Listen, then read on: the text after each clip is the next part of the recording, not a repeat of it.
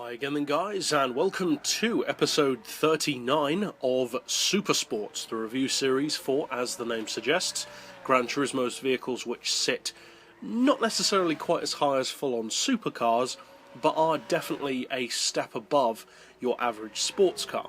And in this particular pick we are featuring a SuperSports model which is in a class of sports car which is one of my personal favourites, the Corvette.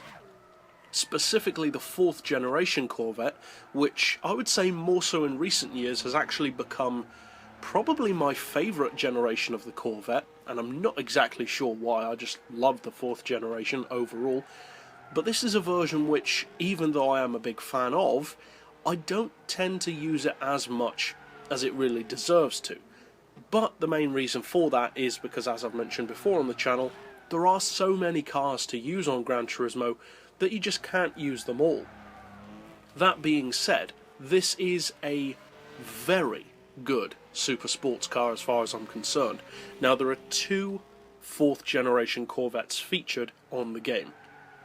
There's the Grand Sport, which is this model, very clearly differentiated with the central stripe, and there's my personal favourite Corvette, probably ever, the 4th generation ZR1. The ZR1 is the superior straight line machine of the two. It has more torque, more power, and is more expensive. And I personally prefer it. As I said, it's my favourite Corvette overall. The Grand Sport, though, does have some advantages over the ZR1 and over some other Corvettes, and indeed over other super sports cars in general. Now, as an overall package, all generations of the modern Corvette, say from the C4 to the newest, have some very, very good advantages, especially in terms of value for money. They are very well priced and extremely fast, not only in the game, but in real life as well. The C6 generation really put the Corvette on the map as a serious contender for being a sports car, or indeed super sports car, that can dominate the track. And they've continued that with the C7. The C4, though, is not quite an obvious choice. The C5, to some degree, falls into a similar fate. They're considered generally to be a bit more of a straight line machine. But the Grand Sport is more of a track-focused and motorsport-inspired version of the Corvette. And you can tell, it's not just the case of the same car, but with a stripe. This is a completely different animal to the ZR1. The ZR1 is weighty, powerful, extremely quick in a straight line, but also shows its age a little bit around corners. It's very good around corners, but you can feel that it is a 20 or almost 30-year-old car. The Grand Sport, on the other hand, is a significantly newer vehicle, around 6 years newer than the ZR1. Although it is the same shape vehicle, the 4th generation. You can feel that. The car feels more taut, more toned, more focused, definitely more of a track-focused vehicle. And despite the fact that it does have less power to work with, the power that it does have is certainly not lacking, and it really gives you strong performance from that.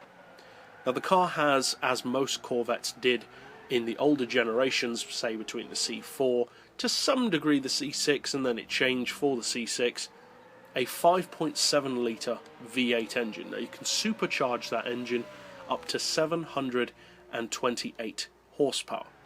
So, as I said, certainly not lacking by any means.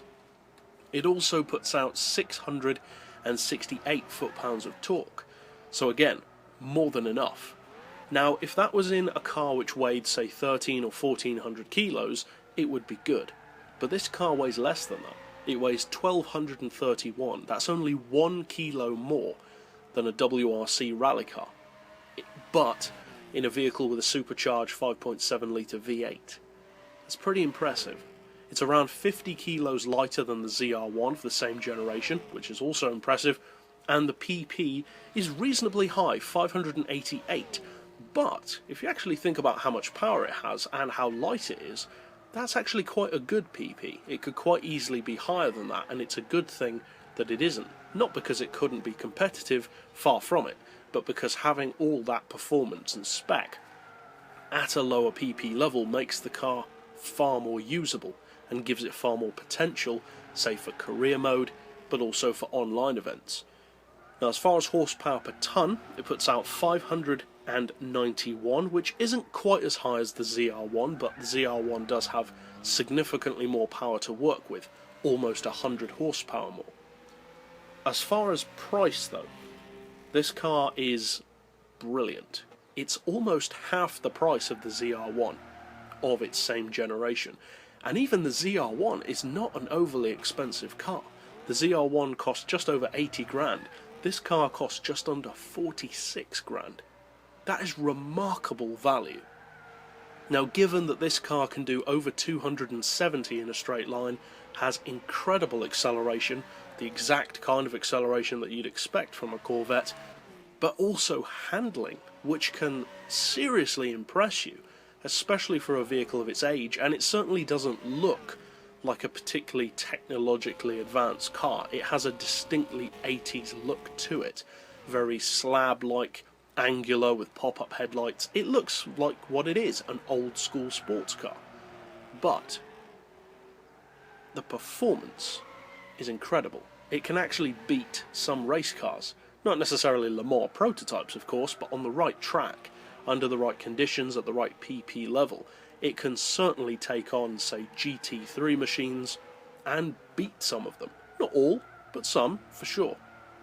Especially if you use it on a track where you can really use that straight line power. 270 miles per hour is pretty difficult to beat. So overall, would I recommend buying the car? Of course I would. I'm a huge fan of the Corvette in general. The 4th generation is my favourite, and the Grand Sport, although not being one of my more used models, is a brilliant track car. So I'd certainly recommend giving it a try at least once, and that's it overall for this particular episode. So I'll see you guys next time, and as always, thanks for watching.